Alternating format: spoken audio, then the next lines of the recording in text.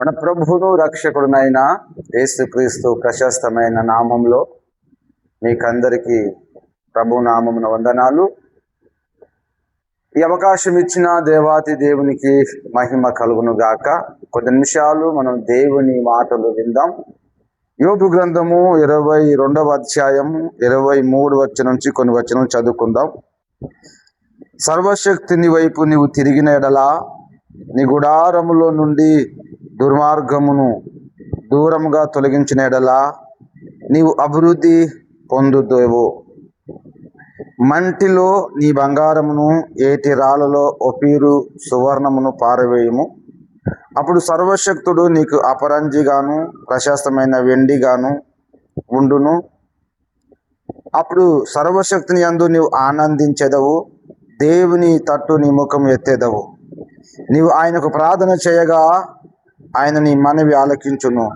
నీ మొక్కుబళ్ళు నీవు చెల్లించెదవు, మరియు నువ్వు ఏదైనాను యోచన చేయగా అది నీకు స్థిరపడును. నీ మార్గముల మీద వెలుగు ప్రకాశించును. నీవు పడద్రోయబడినప్పుడు మీదు చూచేదనందువు, వినయము గల వారిని ఆయన రక్షించును. ఇక రాయబడిన మాటను మనం కొద్ది నిమిషాలు ధ్యానం చేసుకుందాం. ఇక రాయబడిన మాట, సర్వశక్తిని వైపు నువ్వు చూచిన ఎడలా నీ గుడారములో నుండి దుర్మార్గమును దూరముగా తొలగించిన ఎడలా నీవు అభివృద్ధి చెందెదవు. మనం అభివృద్ధి చెందాలి, మనం ఆశీర్వదించబడాలి, మన కుటుంబాలు మన పిల్లలు అభివృద్ధి చెందాలి, మనం జీవించబడాలి, మన కుటుంబంలో అభివృద్ధి రావాలి అని మనం అనుకుంటే అభివృద్ధి ఎలా వస్తుంది? ఎలా దీవించబడతావు? పుట్టిన ప్రతి వాడు అభివృద్ధి చెందాలి కదా. దేవుడు నరులను ఏమైనా దీవించాడు? మీరు ఫలించి అభివృద్ధి చెందండి, భూమిని నింపండి, దాన్ని లోపరుచుకోనండి. చాలామంది జీవితంలో అభివృద్ధి లేదు, అంటే పరిపక్వత లేదు. నీ జీవితంలో అభివృద్ధి ఉందా? నువ్వు ఎదుగుతున్నావా? నువ్వు ఆశీర్వదించబడుతున్నావా? అభివృద్ధి ఫలాలు మనలో కనబడుతున్నావా? రక్షించబడిన నాటి నుంచి నేటి వరకు నీ జీవితంలో ఏమైనా అభివృద్ధి కలుగుతుందా? మన జీవితంలో ఏమైనా అభివృద్ధి చెందుతున్నామా? ఒకవేళ నువ్వు అభివృద్ధి చెందకపోతే ప్రభు చెప్తున్న మాట, మనం అభివృద్ధి చెందాలి అంటే నీవు ఆయన వైపు చూడాలి. నీవు సర్వశక్తుడైన దేవుని వైపు నువ్వు చూడాలి అంటే తిరగాలి. తిరగడము అంటే ఆయన వైపు చూడడము, తిరగడము అంటే ఆయన మీద ఆధారపడము, ఆయన నమ్ముకోవటము, ఆయన యందు విశ్వాసము ఉంచడము. ప్రభునందు విశ్వాసము కలిగిన వారమై దేవుని యందు విశ్వాసం కలిగి మనం జీవిస్తున్నప్పుడు, ఆయన మీద మనం ఆనుకొని బ్రతుకుతూ నడుస్తున్నప్పుడు ఆయన మనల్ని అభివృద్ధిలోనికి తీసుకొని వస్తాడు కదా. నీవు సర్వశక్తిని వైపు తిరిగిన ఎడలా, అంత మాత్రమే కాదు కానీ నీ గుడారములో నుండి ఏం తొలగించుకోవాలి అంటే దుర్మార్గమును దూరముగా తొలగించిన ఎడలా అభివృద్ధి చెందేదవు. నీ గుడారములో నుంచి అనగా నీ జీవితంలో ఉన్న దుర్మార్గతను, మూర్ఖత్వను, దేవుని మాట వినని స్వభావం, దేవుని మాటకు లోబడలేని స్వభావం, దేవుడంటే భయం లేని స్వభావం, దేవుడంటే నిర్లక్ష్యము, దేవుడంటే అనాలోచ్యము, ప్రార్థన అంటే అనాలోచ్యము, ఇలాంటివన్నీ దుర్మార్గపు చేష్టాలు, ఇలాంటివన్నీ దుర్మార్గపు పనులు. ఈ దుర్మార్గత నీలో ఉన్నంత కాలము, ఈ దుష్టత్వం నీలో ఉన్నంత కాలము, ఈ మూర్ఖత్వం నీలో ఉన్నంత కాలము, ఇలా నువ్వు మూర్ఖంగా మనం ఇలా మూర్ఖంగా ప్రవర్తిస్తున్నంత కాలము మనం అభివృద్ధిలోనికి రాము, మనం విస్తరించము కదా.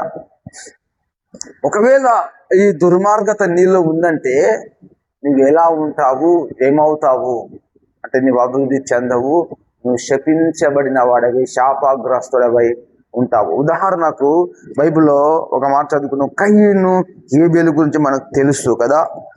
కయీను హేబేలు దేవునికి బలి అర్పణ తీసుకొని వచ్చారు. కయీను సేదపరిచేవాడు, హేబేలేమో గొర్రెల కాపరి. వారిద్దరూ, కయీనేమో తన పంటలో కొంత తీసుకొని అర్పణగా తీసుకొని వచ్చాడు.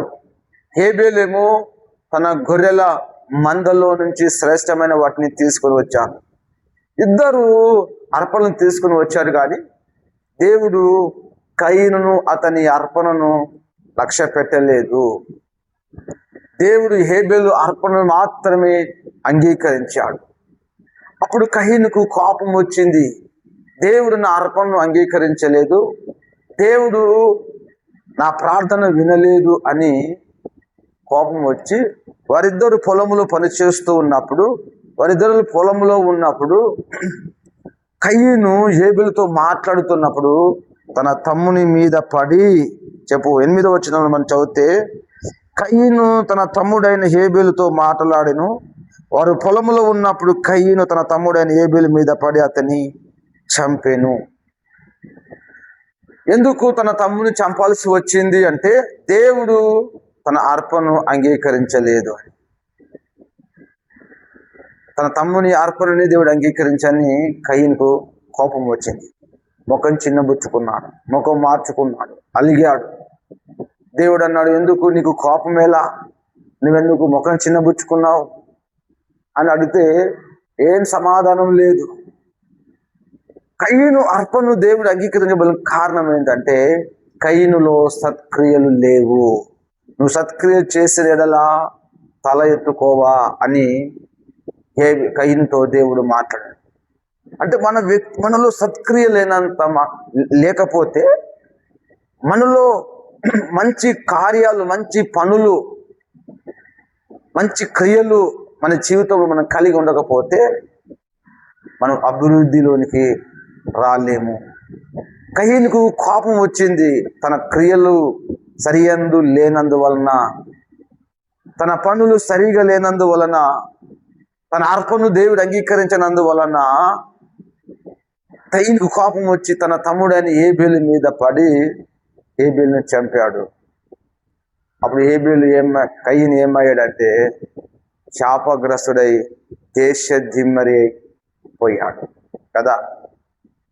చాలా మంది జీవితంలో శాపమే ఉంటుంది. చాలా మంది బ్రతుకుల్లో ఆశీర్వాదం ఉండదు. ఏ పని చేసినా ఆశీర్వాదం ఉండదు. ఎందుకంటే వారు దేవుని వైపు తిరగరు, వారు దేవుని మీద ఆధారపడరు.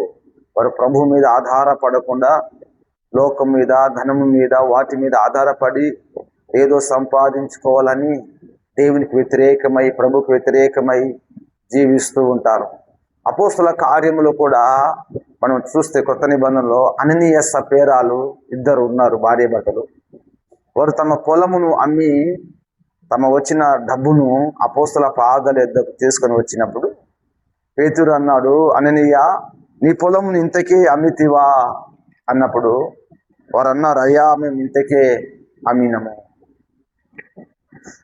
వారు అమ్మిన దానిలో కొంత దాసుకొని కొంత అపోస్తల పాదాల యొద్ద పెట్టారంట కదా. పేతురు గారు అడిగినప్పుడు ఇంతకే అమ్మితిరా అని అడిగినప్పుడు, లేదయ్యా కొంత దాసినం, కొంత మా దగ్గర పెట్టుకొని కొంత ఎదుగు తీసుకొని వచ్చినామని చెప్పింటే వారు ఆశీర్వదించబడే వారేమో కదా. వారు కూడుకొని, వారు మాట్లాడుకొని వచ్చారంట కదా. వారు దేవుని శోధించారు, ప్రభుని శోధించారు. కాబట్టి పేతురు అన్నాడు, మీరు ఎందుకు అపవాదికి చోటిచ్చారు? సాతానుకు ఎందుకు మీ హృదయాన్ని ప్రేరేపింపచేశారు? అది మీ దగ్గర ఉన్నప్పుడు అది మీదే అవుతుంది కదా అని అన్నప్పుడు, అప్పటికి కూడా వారు, మనం చదివితే అపోస్తల కార్యము 5వ అధ్యాయం, అది నీ యొద్దనున్నప్పుడు నీదే కదా. 4వ వచనంలో, అమ్మిన పిమ్మట అది నీ వశమై ఉండలేదా? ఎందుకు ఈ సంగతి మీ హృదయములో ఉద్దేశించుకున్నావు? నీవు మనుషులతో కాదు దేవునితోనే అబద్ధం ఆడితివని అతనితో చెప్పాను. అననీయ ఈ మాటలు వినుచునే పడి ప్రాణము విడువగా వినిన వారికి అందరికీ మిగుల భయము కలిగెను. దేవుడి సన్నిధానంలో అబోధము చెప్పినందువలన అననీయ తన ప్రాణాన్ని కోల్పోయాడు కదా. తన క్రియలు, తన ప్రవర్తన దేవుని ఎదుట సరిగా లేదు. అందుకే ఆ వ్యక్తి అభివృద్ధిలోకి రాలేకపోయాడు. ఆ తర్వాత కొంతసేపటికి తన భార్య వచ్చింది. భార్యని కూడా అడిగితే, ఇంతకే అమ్మారమ్మా అంటే, ఆమె కూడా అన్నది, ఇంతకే అమ్మామయ్యా, ఇదిగో నీ పెనుమీటిని పూడ్చిపెట్టిన వాడిని పాదములు వాకిట నిలిచిన్నవి, వారు వచ్చి నిన్ను కూడా మోసుకొని పోదురు అనగానే ఆమె అక్కడక్కడే పడి చనిపోయింది. ఎందుకు అభివృద్ధిలోకి రాలేకపోతున్నాం? ఎందుకు ఆశీర్వాదంలోకి రాలేకపోతున్నాం అంటే మన దుర్మార్గత, మన దుష్టత్వము, మన మూర్ఖత్వము, మనం దేవునికి లోబడలేకపోవటము, మనం ప్రభువుకు లోబడలేకపోవటము, ఆయన ఆ మాట వినకపోవటం. నువ్వు ఎప్పుడైతే ఆయన మాట వింటావో, నువ్వు ఎప్పుడైతే ఆయన వైపు తిరుగుతావో, నువ్వు ఎప్పుడైతే దుర్మార్గత నీలోని దుష్ట ఆలోచన నుంచి తీసివేసుకుంటావో, దుష్ట సంగతిని తొలగించుకుంటావో, దుష్ట మనసును దూరం చేసుకుంటావో, అప్పుడు నువ్వు అభివృద్ధిలోనికి వస్తావు. అప్పటిదాకా నీ శాపాన్ని అనుభవిస్తావు. అప్పటిదాకా నీ జీవితంలో కీడే వస్తుంది. అప్పటిదాకా నీ బ్రతుకుల్లో ఆపదలు సంభవిస్తూ ఉంటాయి. అప్పటిదాకా నీ జీవితంలో శ్రమలు, శోధనలు అనుభవిస్తూనే ఉంటావు. ఈ శ్రమలు, ఈ శోధనలు నీకు తొలగిపోవాలంటే, నీ ప్రార్థన దేవుడు ఆలకించాలంటే, నువ్వు చేసిన ఆలోచనలను ప్రభు సఫలం చేయాలంటే, నీ ఉద్దేశాన్ని ప్రభు నెరవేర్చాలంటే, ఈ రోజే ఇప్పుడే నువ్వు దేవుని వైపు తిరుగు. నీలోన ఆ దుష్టత్వాన్ని, ఆ దుర్మార్గతాన్ని, ఆ మూర్ఖత్వాన్ని, ఆ మొండితనాన్ని, మొండి స్వభావాన్ని తొలగించుకొని ప్రభు సన్నిధానంలో ఒప్పుకొని, ప్రభువా నా మూర్ఖతను క్షమించు, నా దుష్టతను క్షమించు, నేను నీకు ఎవరి వైపు తిరగనయ్యా, నేను ఎవరి వైపు చూడనయ్యా, ఎన్ని కష్టమైనా నష్టమైనా నేను నీ వైపు చూస్తాను, నేను నీ వైపు తిరుగుతాను, నేను నీ మీద ఆధారపడతాను. నేను ప్రభువుతో ఒక మాట సెలవిస్తే ఈరోజు నిన్ను కూడా నా ప్రభు అభివృద్ధిలోకి తీసుకొని రాగలడు. హల్లెలూయా. ఈ మాటలు ప్రభు దీవించి ఆశీర్వదించును గాక.